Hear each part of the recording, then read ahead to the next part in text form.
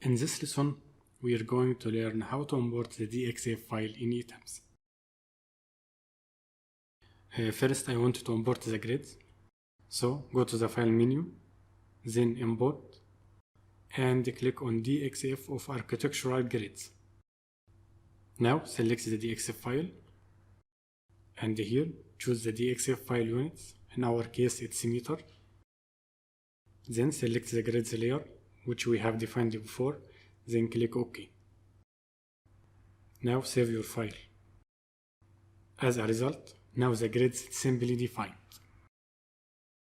Now let's import the other layers. So go to the File menu, then Import. But in this time, choose DXF file architectural plan.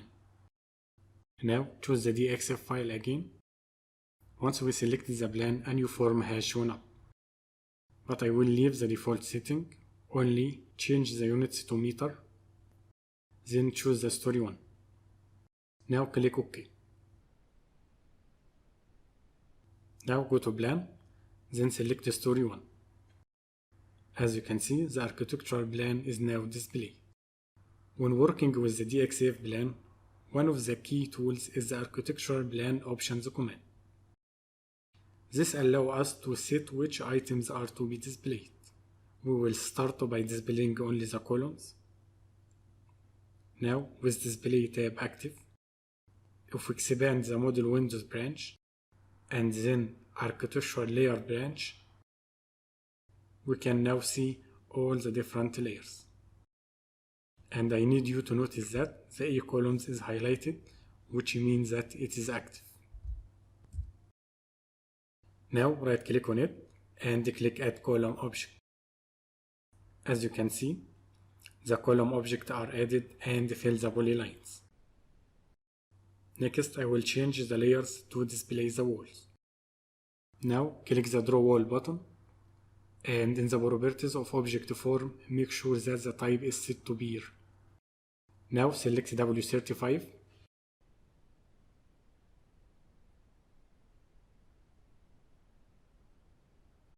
Then right click and choose Add ETABS Wall.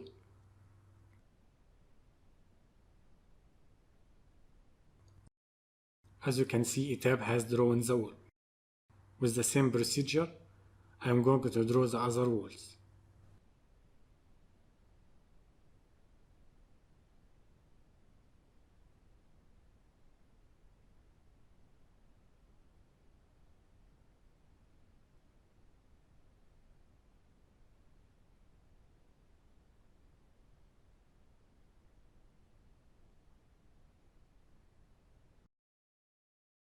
Now, change the property to W30 to draw the curves.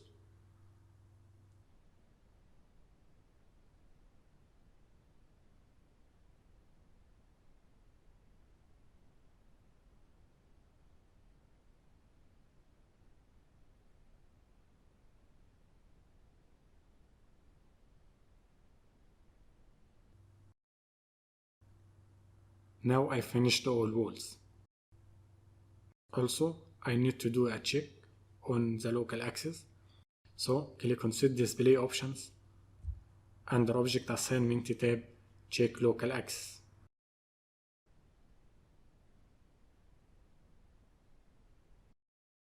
Now as you can see, all shear walls in the X direction have the same local axis, and also all shear walls in the Y direction have the same local axis too. So it's okay for now. Next, change the layers to display the slab.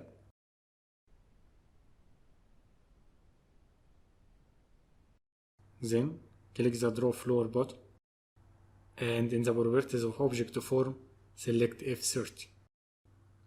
Now right click and choose Add Area Object. Next, we will change the layers to display the opening.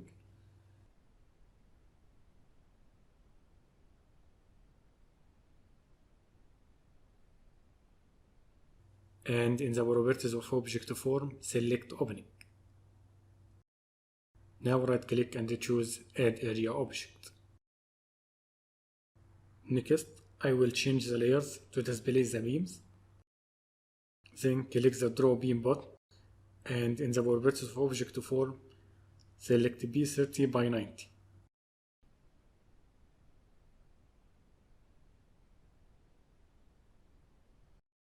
Now right click and choose Add Beam Object. Now I have finished drawing all elements. So I can go and hide the architectural plane. Now I need to assign my sections to the columns. So select these 4 columns and go to the Assign menu, then Frame, then Section Properties. Select the R70 by 100, then click Apply. Also select the 2 columns in the corner, then select RC50 by 100, then click Apply. As you can see, the sections has been assigned to the columns. Now I need to rotate them, so select them, then go to Assign, Frame, then Local Axis. Set the angle to 90 degrees, then click Apply. The last step for our lesson today is to do a fast check for our model, so I can figure out any problems before replicating it. So go to the Analyze menu, then click Check Model Command. Now in this form, select all options, then click OK. As a result, a new window showing up with message says that there is no warning message, so it's okay for now. And also it is the end of our lesson. In the next lesson we are going to learn how to define the load pattern, so hang on for that.